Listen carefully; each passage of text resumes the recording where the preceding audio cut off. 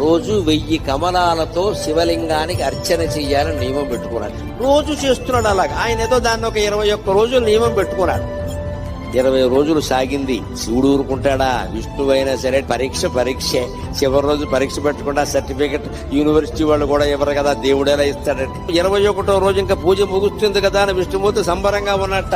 రోజు చెరువులో 1100 కమలాలు పైన పోస్తున్నా, నేను 1000 పోస్తున్నాను, బాగున్నావు చూసి అంచేత అలా అని పెడితే ఆ వేళ ఆశ్చర్యకరంగా 999 పూసాయి. ఎంత వెతికినా 1000 కమలం కనపడాలి.